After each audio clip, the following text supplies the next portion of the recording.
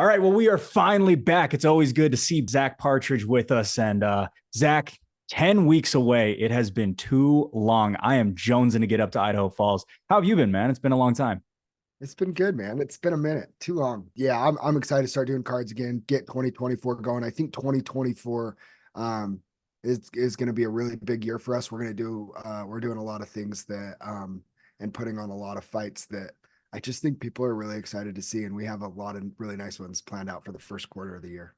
Yeah, this Idaho Falls card is super, super fun. We're going to talk about every single fight, all of it accumulating up in Idaho Falls, January 27th. Tickets on sale right now at fiercefightingchampionship.com. ZACK, let's get things started. Kenny Bradfield facing off against Michael Pyer. This is going to be a fun one at 185 pounds. Yeah, I mean, it's interesting. I know Michael a little bit. My last fight, we fought on the same card. He took a short notice fight on that card against a 2-2 opponent, and he'd only been training a few months, and he just wanted to do it. And to be honest, while he didn't really win much of that fight, he lost a pretty decisive decision. The guy he fought just fought smart and just kind of controlled him on the ground. Michael did some things that it was like I thought he showed a lot of promise. And interestingly enough, we ended up cutting weight a little bit together at the sauna and got to know him a little bit, and just very interesting, but very game opponent. He's supposed to be on our October card. He was down to fight Taylor Mafaleo on that card. Nobody wanted to fight him, but unfortunately had an injury that he had to pull out. So I am very excited to see Mike finally in the fierce cage. And Kenny Bradfield, a little bit of college wrestling experience and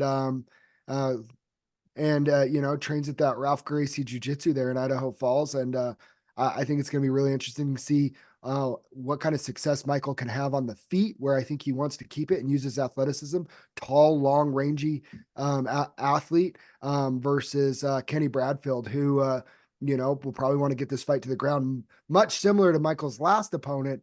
The difference is this time, I think, experience level similar. So I'm very interested to see how Michael's grown and what Kenny's going to be able to execute in that fight.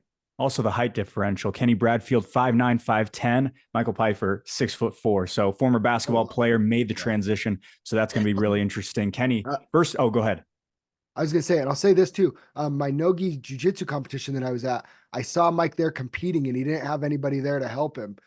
So my matches were done, and he was actually starting. So I went and sat and to help corner him just because he didn't know anybody there. And he listened very, very, very well. As we know, Cole Schaefer is going to be in his corner that night. Cole, very established fighter here in Utah. I'm excited to see where Kenny's grown a lot, but I will note he listened very, very well. Yeah, no, absolutely. Cannot wait for that one to kick off the night. Our second one, Jace Coons, one of three on this card who has been on every single Idaho Falls card dating back to February of last year. He's facing off against Tate Martin, one of four debuters to make the walk on Saturday night.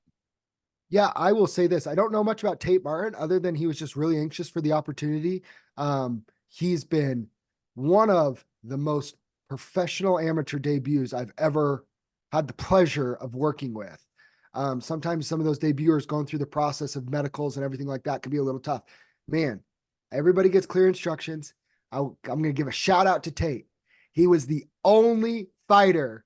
He's the only fighter to get everything in on time, his license, medicals, and everything. I mean, if he comes to that cage as prepared as he is in everything else that he appears to do, I think this could be a really fun, interesting fight. Jace is a fighter that I'm very excited to see again.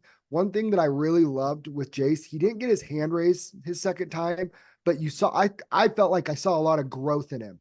You could tell he's a guy that's in the gym, getting better, learning what his coaches have to offer him. I'm very excited to see Jason where he's seen grow this time, see if he can, figure out how to get his hand raised. And I'm very, very interested to see what kind of actual fighter and competitor Tate Martin is, because everything about him just seems to be a very buttoned up, professional, no stone left unturned type guy. And I think we'll see him very prepared as a debuter.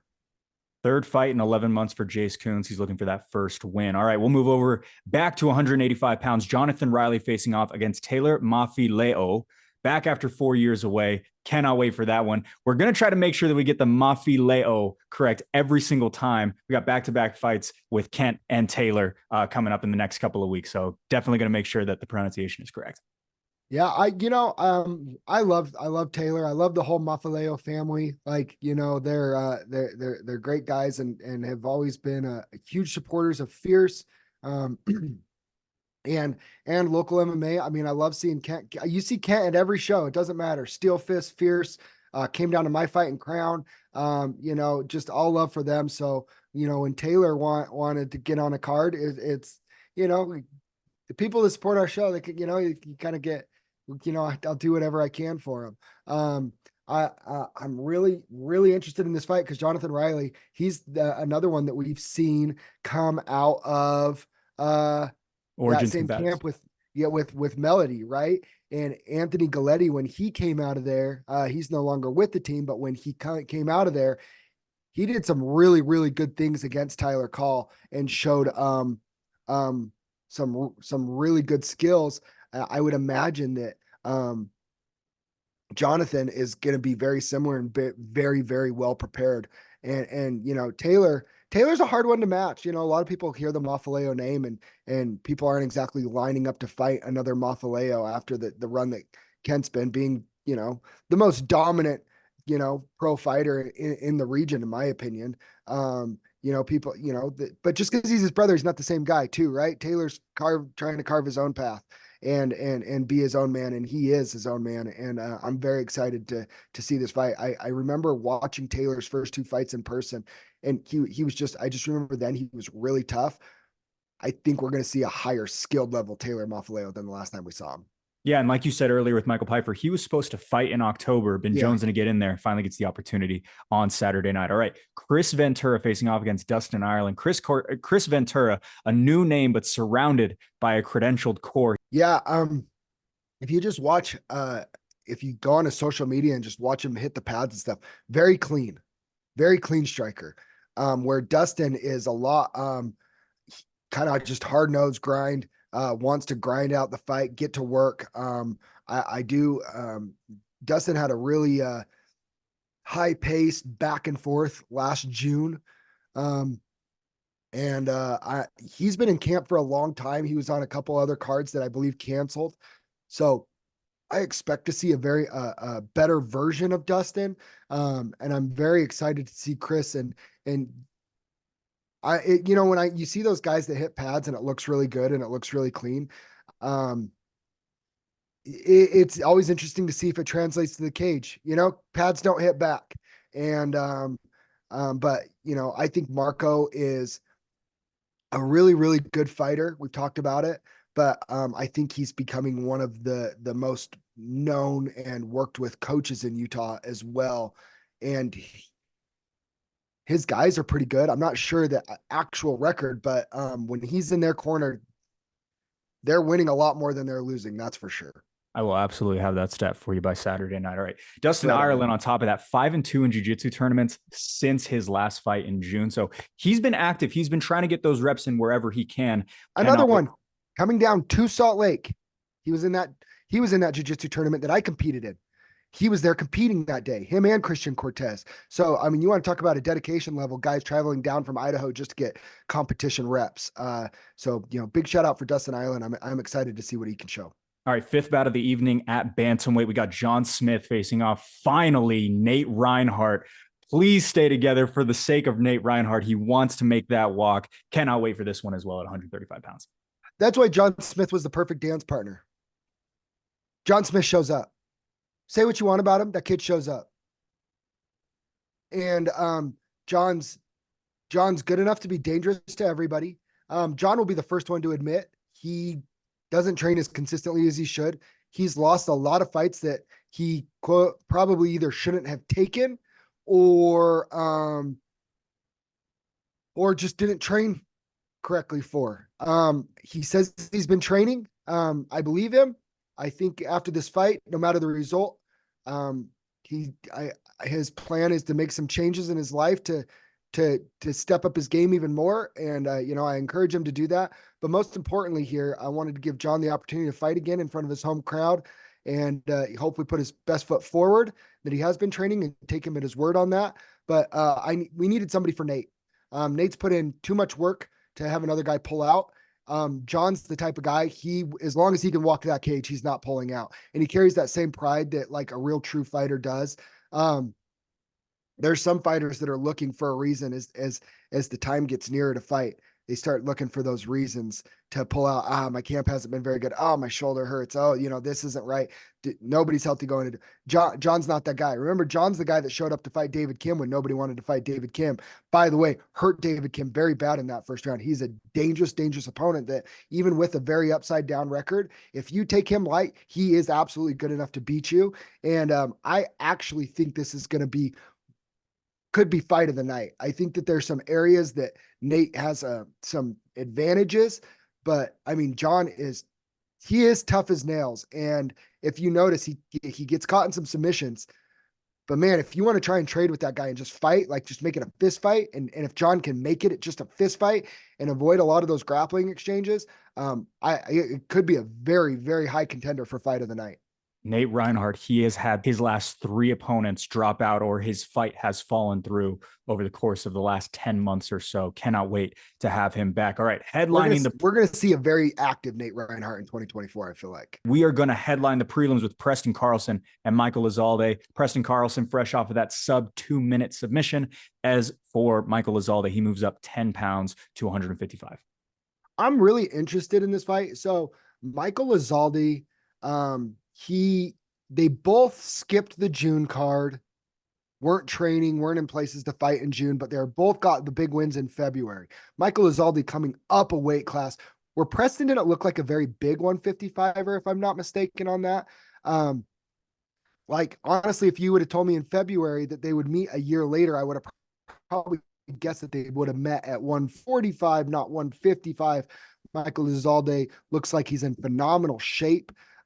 He was one of the guys that on that card, that first Idaho card, just stood out to me as a really high ceiling amateur. I'd like to see him a lot more active in 2024, whether it's with Fierce or other shows up in Idaho or wherever. I really like him and the way he fights and watching him fight. He just has a natural feel for when he's in the cage. And Preston Carlson, the one thing I could say about him is he was just very effective in his fight. He listened to his coaches really well. He's down here living in Ogden now with his new bride. Congratulations on the wedding. Training at Foley's MMA, but he will, I believe, have Isaac Payne from Pac Jiu-Jitsu, his original coach, in his corner, but he's not training with him anymore. So very kind of interesting dynamic that I'm interested to see where Preston's grown and what he's doing. But you get a guy that has a good feel for fighting versus a guy that listens very well and is effective. We put this in this spot as the headline prelim, both 1-0. And I think this could be a very, very good chess match. All right, guys, before we keep going, we got to talk a little bit about our podcast sponsor, Water and Wellness. Now, you've heard us talk about Water and Wellness before, but I got to tell you, this is the best water I have ever had in my entire life. Alkaline, filtered, some of the tastiest stuff you'll ever have. I crave it like it's a cheat meal in itself, but it is so good for you. And they're stationed right here in Salt Lake City. So go ahead, head over to Water and Wellness for the best water you have ever had in your life. Change your water, change your life. Let's get back to the podcast. Kicking off the main card, we've got a 125-pound bout that was supposed to happen a couple of months ago in September, but we get it here in February. Christian Cortez facing off against Dietrich Jessup. Cortez, again, originally slated for September. As for Dietrich Jessup, he's been slated on 3 of Fierce's last 4 shows. He makes the walk once again. This fight just made all the sense in the world to put together. Christian had the unfortunate issues with his weight cut in September. Didn't make it down to Farmington to fight that night, or to even make it to weigh-ins. Personally, Christian said he was going through some stuff in his life. I've been checking in with him on this one. He's ready to go. Said his weight won't be an issue. He's in a lot better mental space. Like I said, I've seen him competing at other jiu-jitsu tournaments. Seems to be in good spirits. I really like Christian a lot personally. In a young amateur career, as a former amateur champion, that just wasn't something that I expected from him. But at the same time, I had to check myself and remember too, amateur is a great time for these fighters to learn how to fight through and experiences and stuff. And when he told me he wanted to be on this card and kind of make up this fight to Fierce and fight in front of his hometown, I thought it was the perfect opportunity to give Dietrich an opportunity to go back. And, Dietrich could have absolutely, this talks to the type of competitor that Dietrich is, coming off of a really tough bummer loss, right? That was a number one contender fight for him. If he would have won that fight, he would have gotten the next shot probably at Nazir Davis. With that win, he unfortunately, didn't get his hand raised. Jordan Munoz went up to Heber and did a fantastic job of executing a game plan and landing the right punch and getting the submission himself, guillotining Dietrich, who he'd had 2 wins by guillotine himself. And for Dietrich to come back and this is just a little behind the scenes. When this happens, more often than not, most fighters / coaches ask for a bounce back fight. They ask for a matchup that's maybe a little bit more favorable, stylistically a little bit better. That's not what Dietrich's about, or Teague Vigil and those guys are about. They have all the faith in the world. They don't want a bounce back fight. They wanted Christian Court. They wanted that chance to fight Christian again, because that fight was supposed to happen in September. And I love that they showed that their faith in Dietrich as a team, the people he has around him, didn't slip at all right off that loss. And he's coming back and he's fighting somebody that, Christian's a very slick jiu-jitsu guy himself. He just lost by guillotine. He's going right back to fight a jiu-jitsu guy. I'm very excited for this fight. It was my fight of the night in September, which Tyler Call and Lane Dalton stole that show. But in September, that was going to be my fight of the night. Man, looking at the board, there is a handful of them. But for me, I think this is the most interesting chess match on the card. 4-0 Christian Cortez, former AMI champion for Steel Fist, and fighting in front of his hometown, Dietrich Jessup. I think we're going to see a electric fight. Cruiserweight title, Viliami Kulu facing off against Spencer Woodland. Spencer Woodland, we have seen him continue on his success. Obviously, Viliami Kulu doing the same in his respective state of Utah. These two guys, 7 wins altogether, all of them finishes in the first round. This one's got banger written all over it, Zach. Viliami Kulu is the guy that, it's really interesting. Nobody really wants to fight him. I got questioned by a coach that I love and have a ton of respect for, but they're like, why are you giving him so many easy fights? I'm giving him people that are asking to challenge him. I don't know what it is, but he's not an easy guy to match for. So when people are like, hey, I want to fight, I want this opportunity, and they raise their hand to fight him, that's who I'm giving him. To be very clear, Vili's coaches and Vili are literally down to fight Shaylor Ladd, who's the #1 amateur in the entire country. And they're like, we will say yes to anybody. He's just fighting the people that are agreeing to fight him. It's not on him at all. And Spencer Woodland, he called for this shot. I offered a couple other people to fight against him. They turned him down. Personally, 2-1.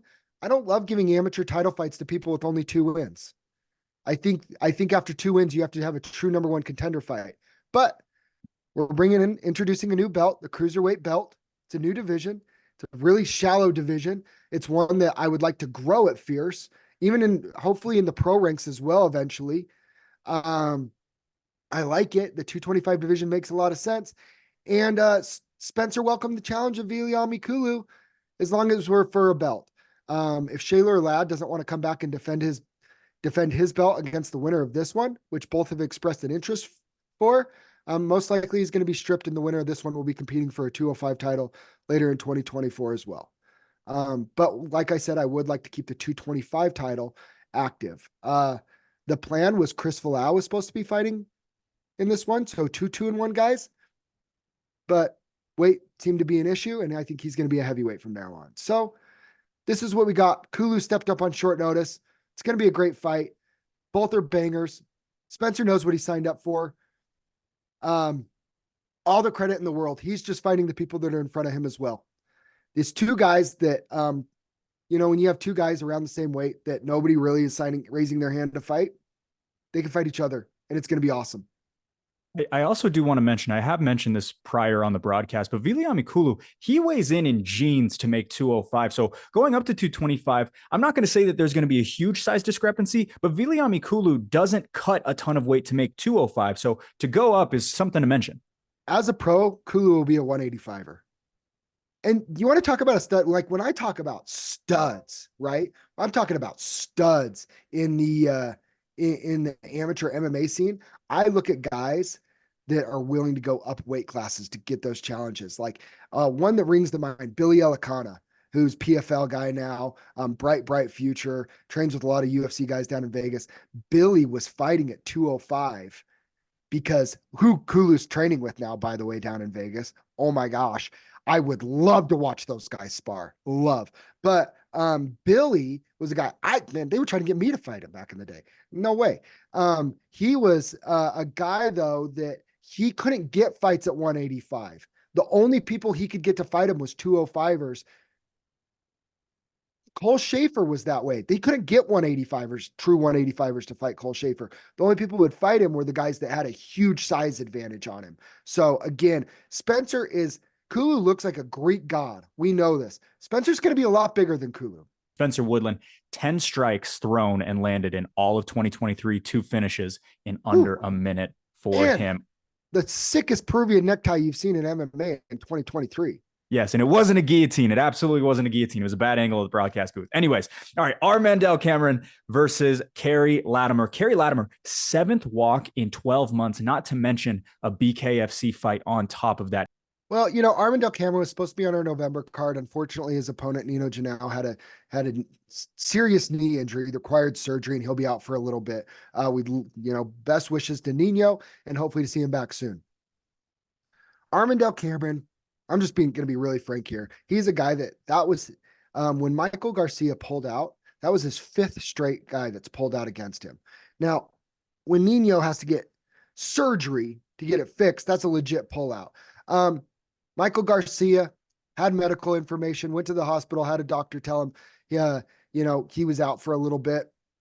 Fully legit. He sent it to me. Is what it is. It happens. Well wishes to Mike Garcia. Hope he gets healthy enough that he can compete again. But he has had a trend of pulling out himself recently. And so here we are stuck with Armand Del Cameron, who just cannot get a fight. So I called Kerry Latimer.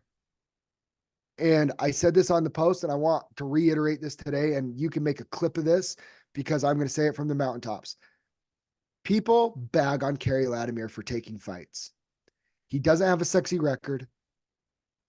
He was once a very competitive fighter. Carson Hardman will tell you himself, probably lost that fight to Kerry Latimer at Stillfist back in the day.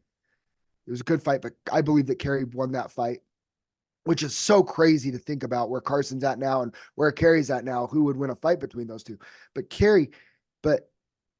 fighting in the fight world is like an ecosystem. And you have to have the Kerry Latimers of the world to make that ecosystem work. Fighters like Kerry are a dying breed. And they need to be celebrated. He is not worried about his record. He's not worried about fame. He's not worried about anything other than giving back to MMA because that sport's given him so much. And if you want to talk about a fighter that cares about the sport and cares about his fellow competitors and making sure that they don't waste their camp and making that walk so the Armand Del Camerons of the world and the handful of others that he stepped in on short notice so that the show can go on and that he can fight. He didn't ask me who the opponent was. He didn't ask me how much he was getting paid. He just asked about the weight because he wanted to make sure that he could make weight. Like fighters like Kerry Latimer need to be applauded and they need to be celebrated because without him, other fighters like Armand Del Cameron would be getting his 5th canceled card. And I just have so much respect for Kerry. He is entertaining. Man, I mean, look at our post. We posted it. And even people in Utah, and he hasn't fought in Utah for how long? And people are like, man, I love watching Kerry. He puts on a great show. Win, lose, or draw, he's there to entertain. He's there for us. He's there for the fans. He's there for his fellow comrades as MMA fighters. I cannot praise Kerry enough. I'm so grateful for him for doing this. And, whenever Kerry decides to hang it up, gosh dang it, like that guy deserves to go into a Hall of Fame as just being a fighter's fighter and a guy that just loves the sport and gave back to it when, fighting is a lot of take. And he's one of the true ones that has given back. We move down to our professional title bout, the main event between Yasen Haji versus Michael Sire. First main event, first title shot for Michael Sire, 100% finish rate for him. On top of that, Yasen Haji back to defend his bantamweight title that he won last year. Man, I work with other matchmakers around the country, and the feedback I got on this was, what a great main event title fight. Both dudes are studs. One thing that's really interesting about this is we have our good friend and former bantamweight champ Joe Haro making his walk 2 weeks after them as he comes back in what would be a number one contender type fight. So he will be watching the winner of this very, very closely, because he will be more than likely, if he does his job on February 10th, he'll be getting his shot at rematching Yaz, who he believes he can beat, or fighting Michael Sire, who's somebody he has said he's had his eye on for a while because he's always been somebody that he thought would be a very fun fight. And then Michael Sire and Yaz, it's really interesting. I feel like Michael Sire is from Warrior Camp. He's very similar to Joel, where he's just very good everywhere. And Yaz showed he's tough. He can take a shot. Joel hurt him a couple times. He walked through it. And man, once he gets on top of you, that dude is a freaking wet blanket. You can't get him off. So, I mean, very high level pro title fight. Two guys that'll be knocking on doors, big shows, the winner of this fight. And most likely, if Joel Haro can do his job on February 10th, they'll have him waiting for him to defend their title against. I cannot wait for this fight. I think it's just, I think it's about as good of a main event as you can get on a regional MMA card. January 27th, Mountain America Center. Again, tickets on sale right now at fiercefightingchampionship.com. And on top of that, if you want to come to weigh-ins and watch the face-offs live, we do put them on our social media. But if you want to watch them live in person, you can head over to the Buzz Factory in Idaho Falls on Friday night at 7 p.m. That is where they will be going down. Zach Partridge, thank you so much for the time. Let's have a good 2024, my friend. Oh, we will. We will.